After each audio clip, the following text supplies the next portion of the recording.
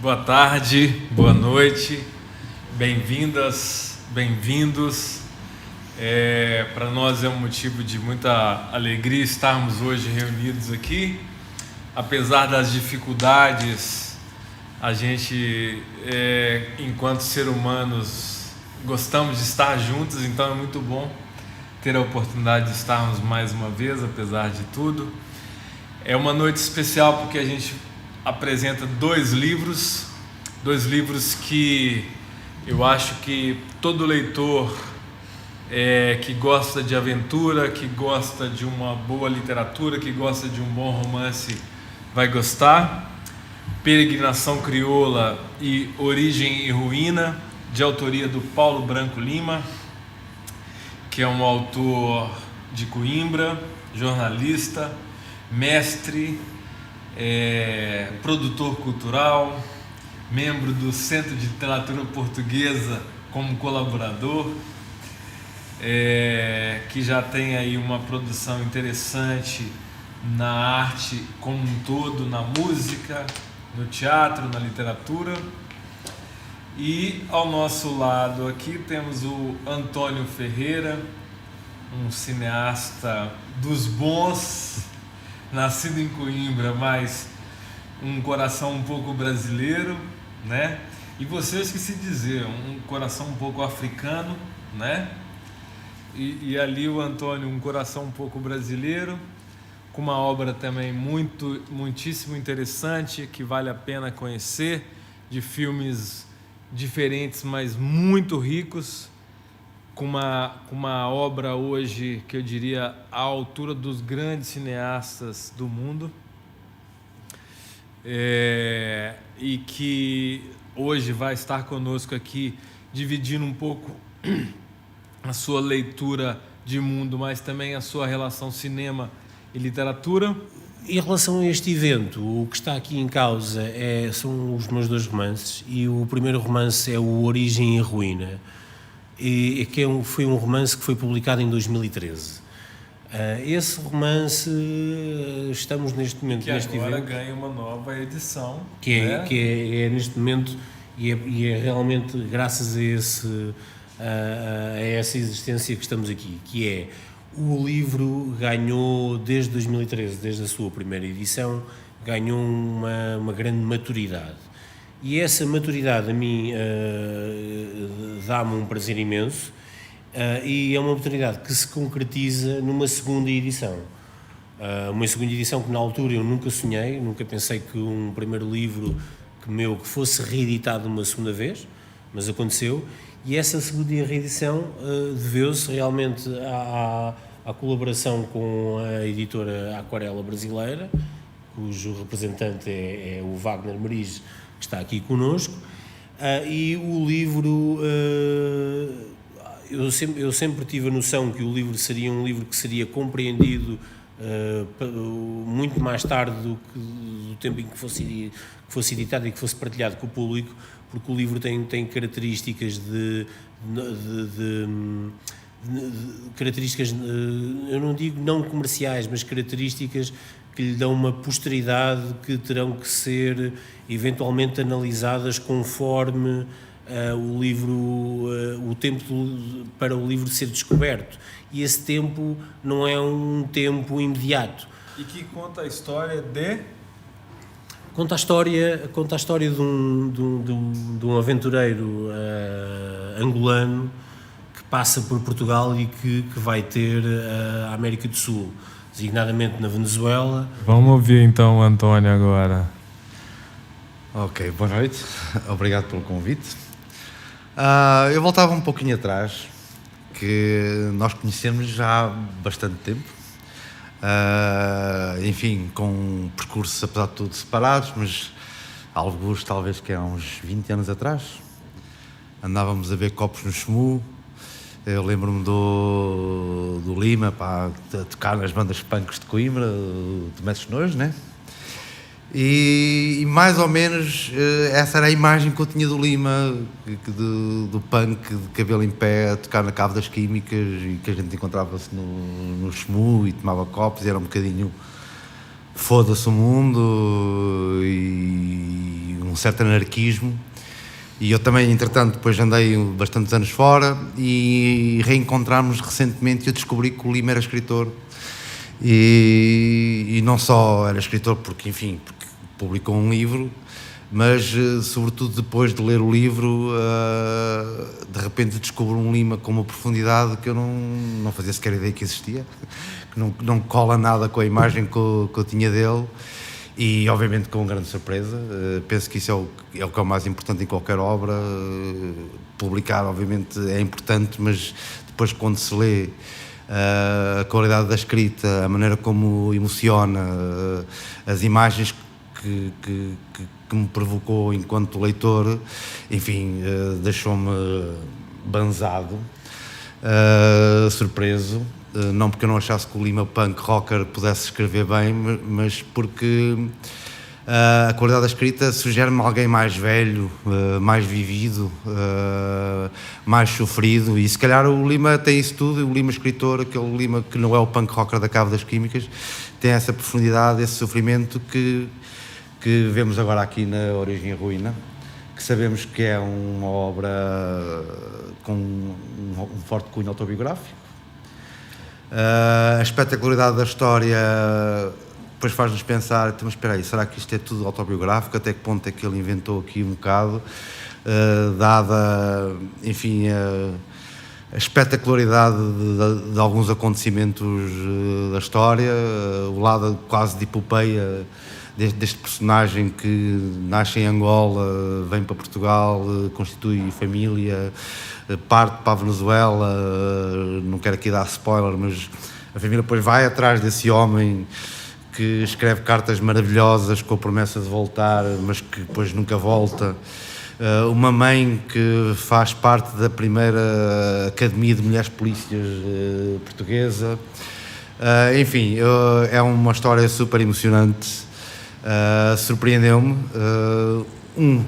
Por ser de alguém que eu conhecia desde há muito tempo, e dois, porque enfim, não é todos os dias que a gente se cruza com esta qualidade de escrita, e já agora, enquanto coimbricense também, dá um certo gozo ver os bairros de Coimbra descritos, a ação a passar-se, enfim, em lugares que a gente conhece, como sendo Coimbra, como o Largo da Portagem, o Pinhal de Marrocos, o Alto de São João, e é aprazível ver, enfim, uma história com estas características de epopeia, com raízes aqui em Coimbra, e enfim, só tenho os parabéns a dar ao Lima.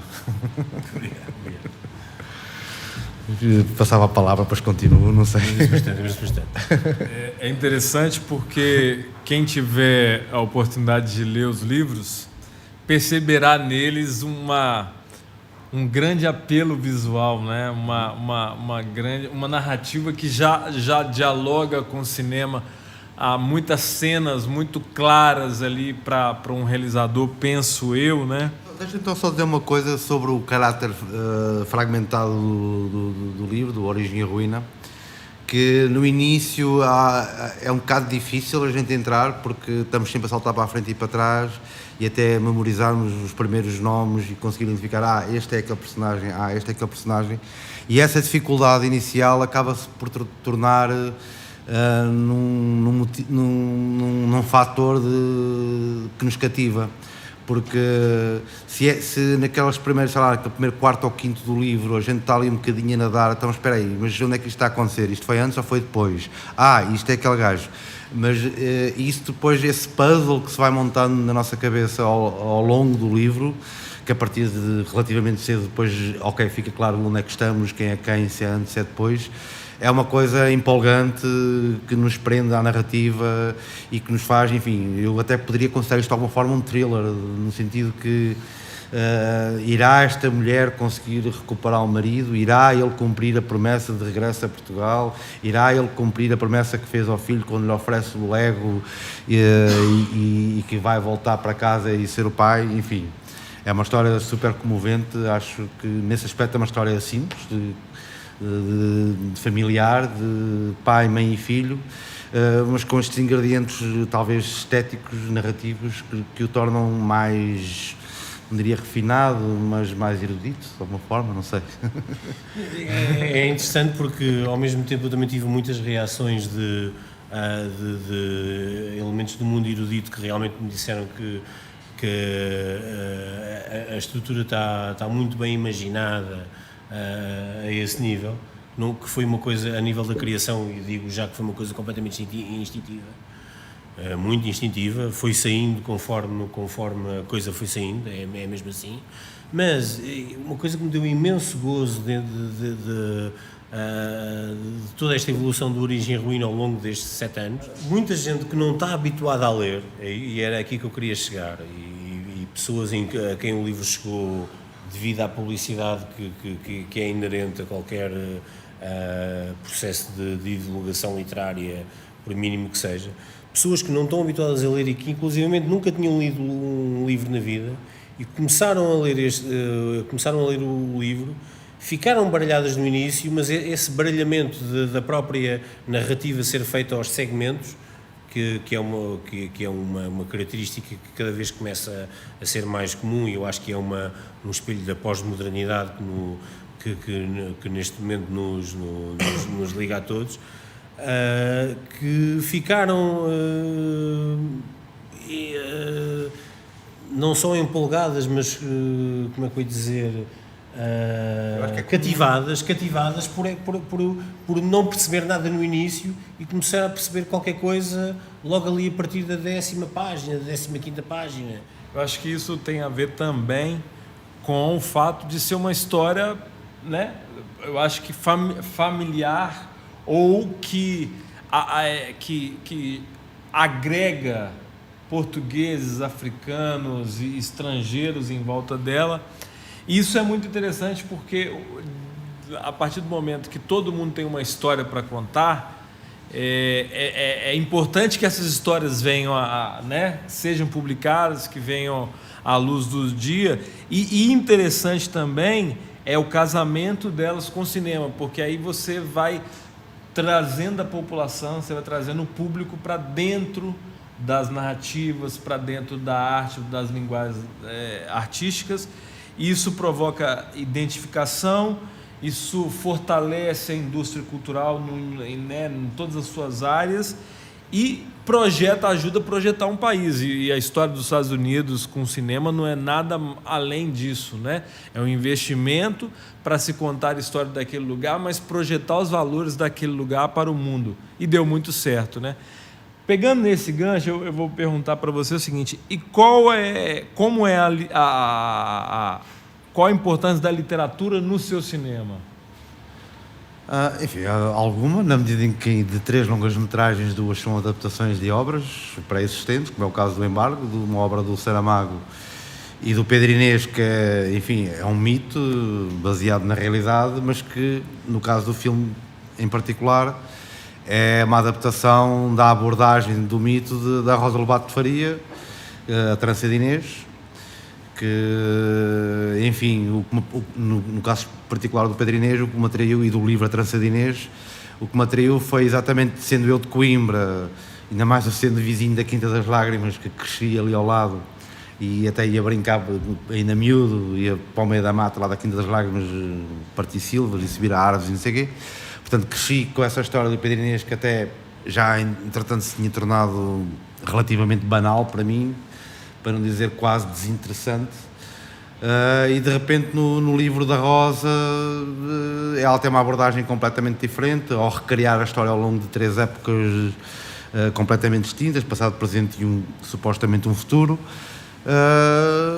Enfim, não que eu leio bastante, por acaso sou mais leitor de ensaio do que propriamente romance.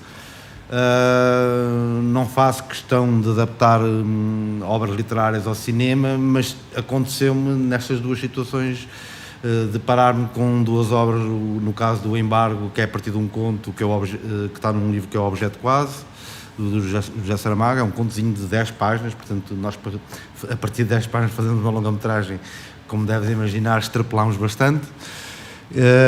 Ou no caso da Trança de Inês, enfim, de repente a gente está sempre à procura de histórias, né? Penso que a cabeça de quem cria nunca para, E nós estamos sempre a olhar para o mundo e para a realidade e com o filtro do nosso meio de comunicação, e pronto, aconteceu, foram 2 obras que assim meio que fizeram um clique e pá, isto dava um bom filme. Apesar de que Coimbra, com toda a sua atmosfera artística e literária, está muito presente também nas outras obras que você dirige. Sim. E também no portfólio da sua produtora, que tem muitas obras. Basicamente, né? Faz os filmes em Coimbra, sempre que pode, às vezes não dá, mas... E sim, tem muito de um lirismo, um liricismo, né? Um aspecto todo o histórico literário de Coimbra por trás ali, né? Sim, e eu até diria, os filmes que são um bocadinho a dar para a comédia têm a ver com um certo humor negro de Coimbra, um lado punk de Coimbra, que eu acho que é muito particular daqui, um certo vontade para criar o caos. Boa. E aí, Paulo Branco Lima, para você instigar aquele leitor mais distraído, como você podia nos apresentar Peregrinação Crioula? É uma obra que é muito diferente do Origem e Ruína. O que está pressuposto dentro da Peregrinação Crioula, basicamente, é uma readaptação de um mito antigo. E, neste caso, de um mito da navegação portuguesa, que é um mito da obra Peregrinação do Fernão Mendes Pinto. A própria obra do Fernão Mendes Pinto, a Peregrinação, não é uma obra convencional já para os padrões do século XVI e até do século XVII, quando depois a obra foi publicada, porque o Fernão Mendes Pinto, na altura, aproveita toda a estética que existia de narração da literatura de viagens para fazer uma crítica ao processo do imperialismo português. E neste caso, quem diz do imperialismo do século XIV, XV, XVI português, fala do pós-colonialismo dos nossos dias. Porque a nossa realidade é que Portugal teve como colónias alguns territórios orientais, especialmente africanos. Esses territórios, obviamente, que chegaram a um momento e a um ponto da independência óbvia que teria que existir, e todo esse processo é um processo que não foi um processo apaziguador, que não foi um processo fácil, que foi um processo que inclusivamente envolveu uma guerra colonial, como todos nós sabemos, e tudo isso há 500 anos atrás já estava espelhado na obra do Fernão Mendes Pinto, porque ele aproveita todos os relatos que ele faz em nome próprio para criticar a expansão portuguesa, não é? E isso, na altura, como foi, embora tivesse sido censurado pela religião portuguesa e pelas várias entidades religiosas portuguesas que tiveram que censurar o livro e que demitir algumas partes do livro para o livro ser publicado, o livro mesmo assim passou imensa informação de contracultura e de crítica ao imperialismo português, que veio muitos mais séculos passados a resultar no processo de descolonização. Tá, mas onde o seu livro toca nessa história toda aí, que você já fez esse grande preâmbulo? O que toca é que é um narrador, em comparação com o narrador da Peregrinação, é um narrador que é um marinheiro português que passa um processo de desencanto completo. Portanto, é um gourmet, é um miúdo que acha que ser marinheiro e que ser voluntário para a Marinha e que estar no navio Escola Sagres, e eu posso dizer isto abertamente, porque dentro do livro eu nunca admito que o narrativo paralelo aos nossos dias e contemporâneo é o navio Escola Sagres, mas é óbvio que é, até porque eu próprio fui gourmet desse próprio navio, não é? E é aí que está a analogia e é aí que está a comparação. Esse marinheiro, hoje em dia, neste caso, o narrador, que se chama Guilherme Teixeira, que é o narrador da peregrinação crioula, ele primeiro tem um processo de querer reviver o tempo do heroísmo antigo, consegue, fica super emocionado de poder conseguir concretizar um sonho de juventude, ser um marinheiro num único navio do século XX, pode fazer comparação com o tempo das descobertas. Portanto, para ele pensa, eu vou reviver aquilo que o Vasco da Gama reviveu, ou Pedro Alves Cabral, ou todos os marinheiros marinheiros, neste caso capitães, que se seguem nesta linha.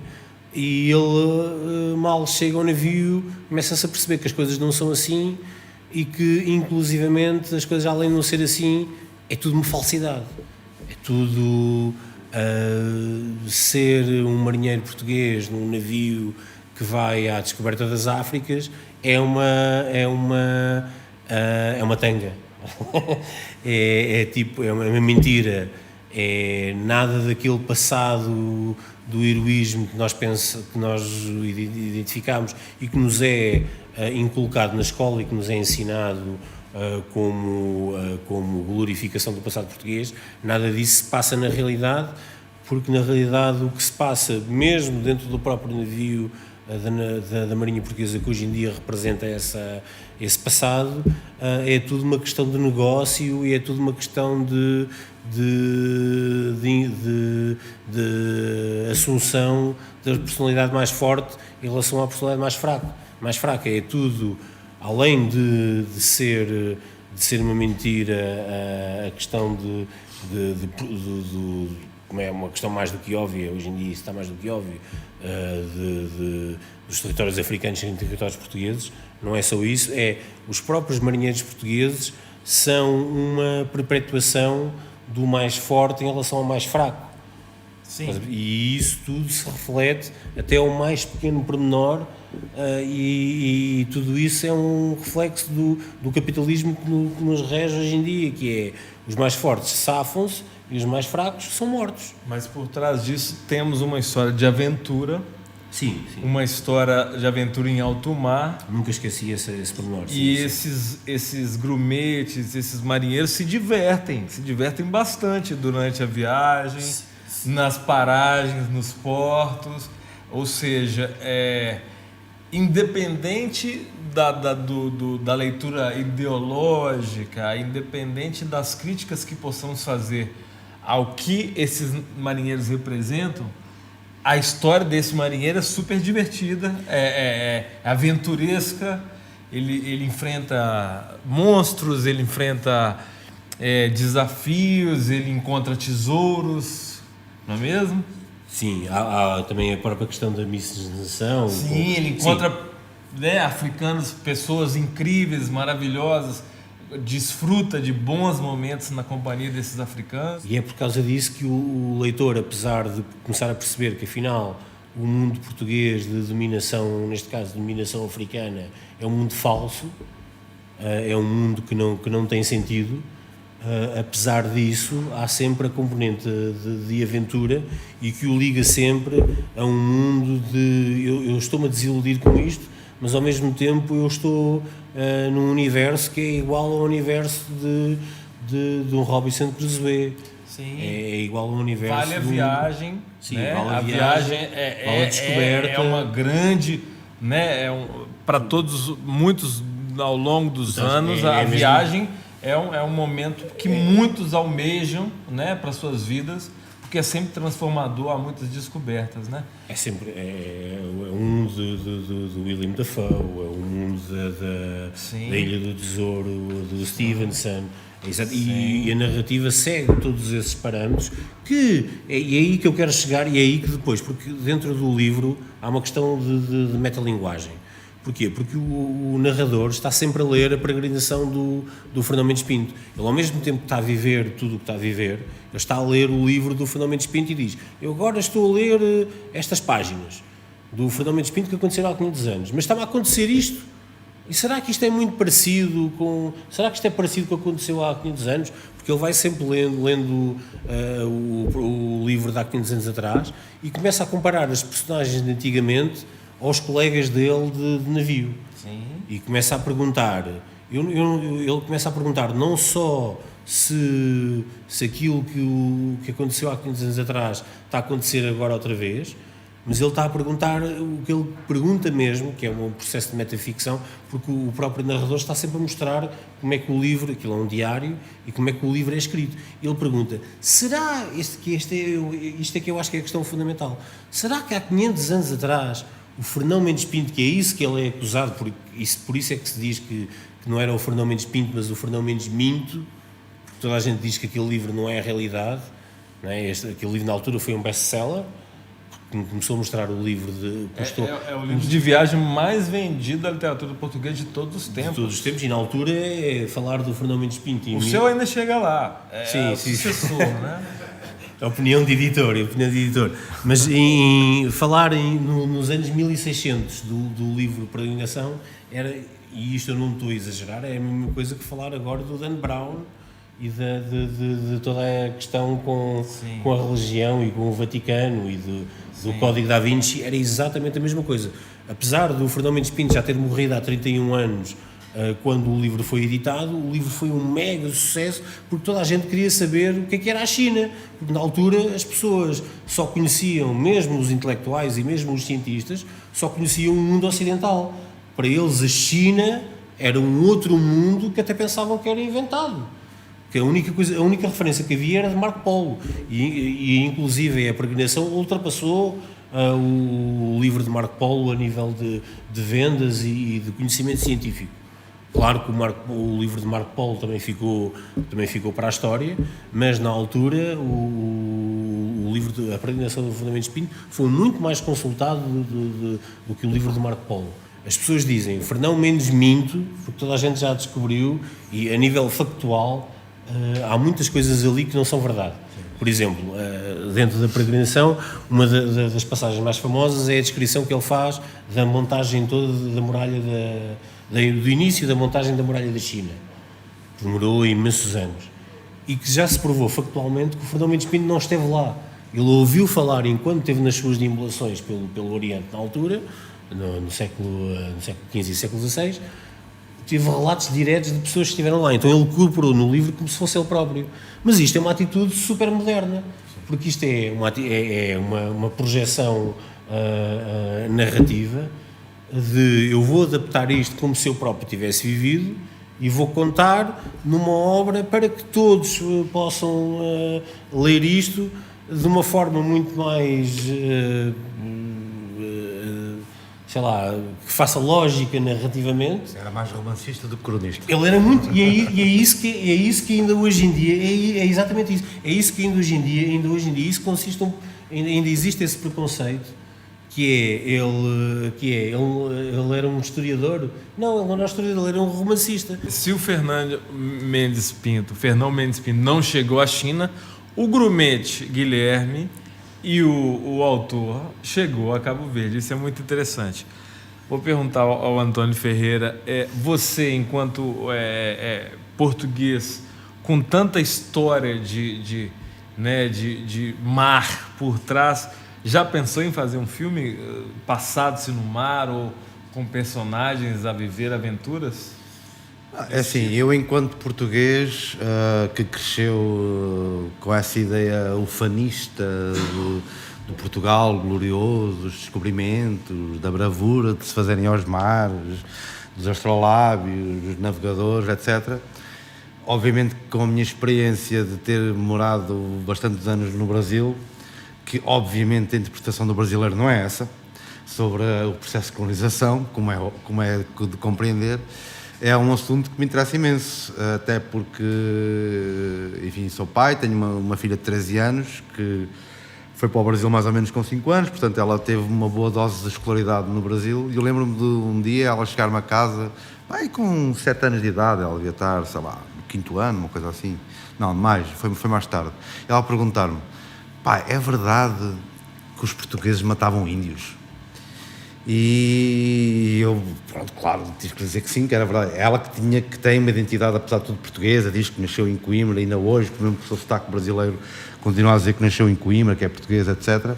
Aquilo foi um choque para ela, e isso é absolutamente revelador de como, da questão narrativa sobre tudo isto, do que foi as expedições portuguesas, a colonização, que obviamente nós em Portugal temos uma visão completamente enviesada, enfim, ufanista, de glorificação de todo esse processo, e que obviamente devia-se separar o lado heroico, que houve um lado heroico dos portugueses de fazerem ao mar e não sabia para onde é que iam, e se havia alguma coisa do outro lado, se a terra seria plana, se iriam cair no precipício. Outra coisa é, obviamente, o processo de colonização, que não é nada mais do que um processo de exploração, de matança, de escravatura, que é contado, acho que hoje em dia, apesar de tudo, fala-se um pouquinho mais disso, mas que obviamente não tem o teor, não se fala na realidade da brutalidade do que foi o processo colonizador. Sei lá, na escola portuguesa continua a não se ver a imagem do escravo acorrentado a trabalhar nos campos. E ainda hoje nos Correios de Portugal vende-se o kitzinho para montar as caravelas em papel, tudo uma coisa muito ufana, bonita, corajosa, pá, e obviamente quando tu estás do outro lado, por exemplo no meu caso, pronto, vivi bastantes anos no Brasil, a história é essa, de repente chegaram aí uns gajos, pá, que tomaram conta desta porcaria, começaram a escravizar índios, começaram a trazer escravos e tomaram conta do lugar, pronto, e para basicamente extrair recursos, aquela coisa que a gente ouve muito do Brasil, devolvam o nosso ouro. Epá, é isso, tipo esse ouro que a gente vê hoje nas igrejas é o ouro extraído das colónias, ponto final, não há cá que ter visões glorificadoras da história, é disso que se trata. Mas os outros também fizeram, sim, também fizeram, mas vamos chamar as coisas pelo nome, ninguém fala sobre as invasões francesas como os descobrimentos franceses, não é? Quer dizer, os franceses invadiram a Península Ibérica, ponto, quer dizer, não há grande discussão sobre isso.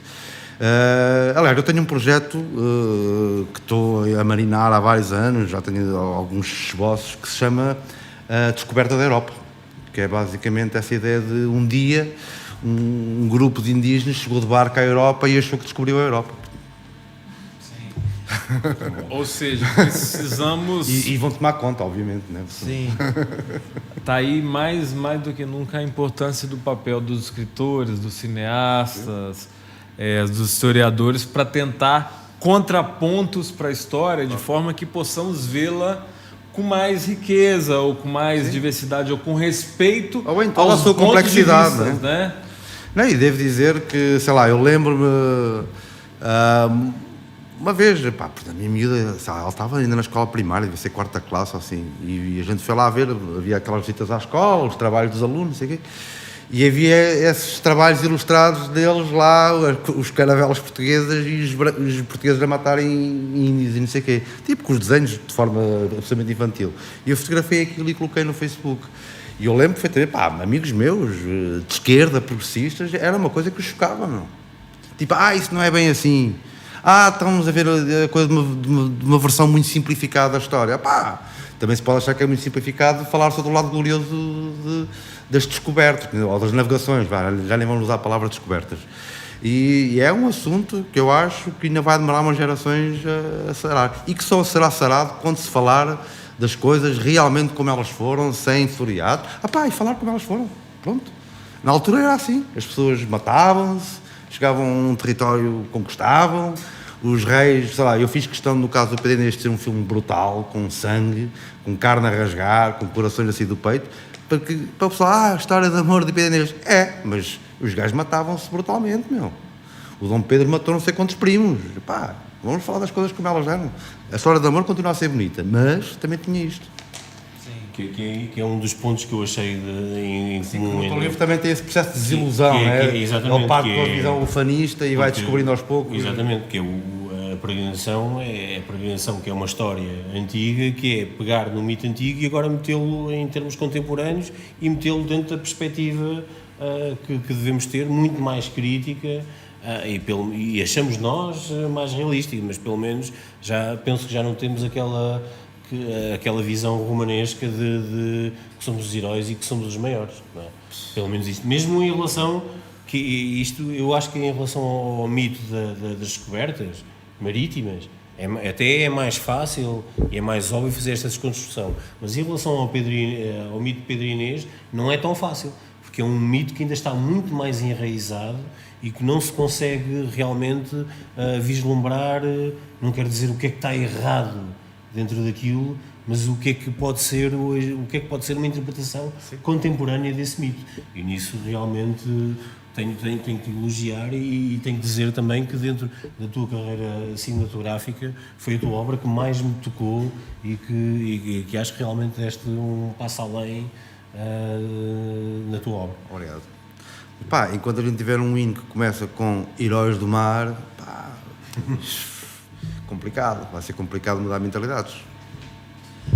O Peregrinação também tem um outro aspecto dele que eu acho que chama a atenção também, é que o narrador, ele durante o seu percurso, né, da viagem até Cabo Verde, né, ele vai se descobrindo. Sim, ele próprio é uma pessoa, ele próprio no início está completamente iludido e vai se transformando, e isso é um processo que vai ficando evidente para o leitor, vai se transformando numa pessoa completamente diferente. Ele próprio ele no início tem umas certas ideias e acaba o livro com ideias completamente diferentes, inclusive subversivas. Ele introduz um certo elemento de subversão dentro da sua própria narração, porque eu pensava que as coisas eram assim, mas já não são, porque toda a gente me enganou e eu agora também quero mostrar que eu próprio sou capaz de enganar os outros. É mesmo... Mas não só isso. Há uma certa crueldade. Sim, mas ele chega a essa conclusão através de confronto com a realidade africana, neste caso Cabo Verde, a vivência das pessoas. Onde ele tem mais, porque ele identifica-se mais com as pessoas que conhece do outro continente, neste caso cabo-verdianas. Mas onde ele tem o maior choque é com os colegas. Os próprios colegas portugueses, que ele pensava que eram umas pessoas no início, no fim do livro já são outras pessoas completamente diferentes para ele, e ele vê que ele sempre foi manipulado desde o início e que esses próprios colegas marinheiros dele, os próprios marinheiros de navio, nunca foram verdadeiros para ele na verdadeira acessão da palavra, e que sempre o tiveram a manipular e a enganar, e que ele próprio tem que, ou ele é mais perto do que os outros, ele tem que abrir os olhos, ou ele é mais perto do que os outros, ou ele vai estar sempre a ser explorado e enganado pelos próprios colegas.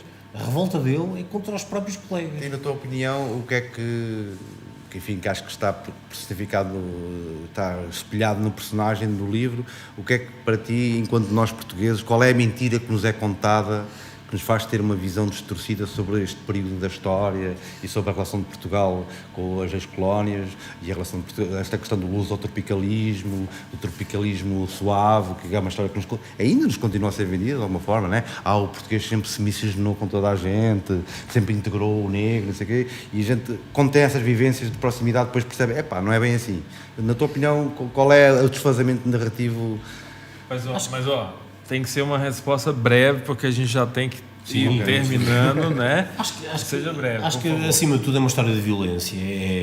Essa história até pode ter um final semelhante à história que nos querem contar, porque realmente houve um contacto de culturas que teria que ser feito e que teve que ser miscigenado, mas foi feito através de um processo de violência completamente inaceitável. Isso aí a gente sabe que tinha pelo menos 2 ou 3 forças impulsionando todo esse projeto aí, né? O capitalismo, ou o que era antes disso, junto com o colonialismo e o patriarcado, né? Que dava aos homens o direito de se achar superiores a todos os outros seres de todos os outros gêneros. Então, essa violência é baseada, eu acho, principalmente nesses 3 pilares, né? Mas, enfim, eu acho que é muito importante dizer também que são livros com muita emoção, com muito amor. E que tem sempre a questão de atrair o leitor. Nunca há aqui a questão de entrar dentro da questão académica e estar a dissecar o sexo dos anjos, digamos assim, porque vocês já perceberam o que é que nós estamos a dizer, que não queremos dizer que ninguém tem culpa, mas estamos a dizer que são condicionantes históricas, e dentro dessas condicionantes históricas nós estamos a falar de literatura, e dentro desta literatura eu quis sempre nunca esquecer a questão de captar o leitor e de integrar o leitor dentro de uma narrativa que seja frutuosa e que seja em que o leitor fique no final fique contente porque acha que há não só um princípio, meio e fim, mas que há uma redondeza que o atrai e que o leva para um outro patamar. E que no caso do Peregrinação nos leva até o belo Cabo, né, Verde. Vamos ainda lançar o livro lá ainda, sim, né? Naquelas praias lindas onde você já esteve, o seu personagem já esteve, mas eu não estive. Eu quero, né? Eu quero estar lá. Pois vamos terminar com Orfeu. Mas antes a gente tem que agradecer, né, a FENAC por nos ter recebido. Muito obrigado por todo o carinho, todo o apoio. Ao Antônio Ferreira, obrigado, pela companhia brilhante, maravilhosa, inspiradora, por nos dar alento e pensar que esses livros podem, em alguns anos, estar nas telas, né? Porque eu acho que é importante a gente pensar nisso também, enquanto política entre artistas, política entre povo e política cultural, né? No sentido de levar as nossas histórias. São histórias interessantes que o mundo gostará de conhecer e que certamente ficarão muito belas nas telas, porque tem todos os elementos para grandes filmes, né? Palavras finais suas de agradecimento, por favor. Agradeço ao António Ferreira, agradeço ao Wagner, agradeço à FNAC, a toda a equipa e, acima de tudo, agradeço também esta participação diferente e complementar do Hélder Grau Santos, que dá realmente um outro elan a todo este evento. Com vocês, a última obra musical, para terminar, Orfeu 4. 22 de fevereiro. Zarpamos do Porto da Praia às 11 da manhã. Está um dia limpo, de vento suave. As 200 de tripulantes da São Gabriel participam na manobra de desatracação, executada na maior das perfeições. No interior do paiol da amarra, Conguito e eu enrolamos as grossas espias de proa nos sarilhos, umas das nossas tarefas em comum. A barca orça para noroeste. Afastamo-nos agora das ilhas de Sotavento do arquipélago, dirigindo-nos para as de Barlavento, cuja cidade principal é o Mindelo, em São Vicente.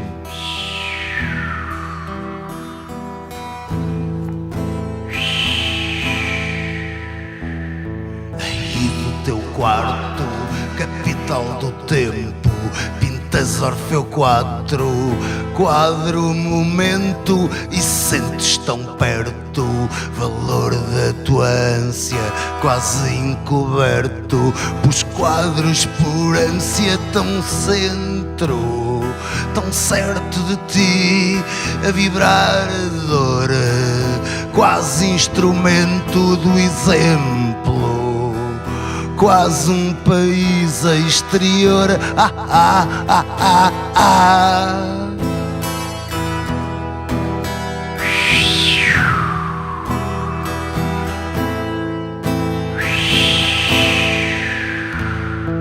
E do teu quarto, capital do mundo, pintas Orfeu 4, quadro profundo, e sentes tão longe, calor da tua ânsia, quase como um monge, insinuando a distância, tão dentro de ti, a brilhar cor, quase outro espelho para sempre, quase uma voz ulterior. Vou brindar-te com água, e o instinto é loucura de um prisma que só crê menor, humilhar-te com trégua. E o instinto é loucura de um prisma que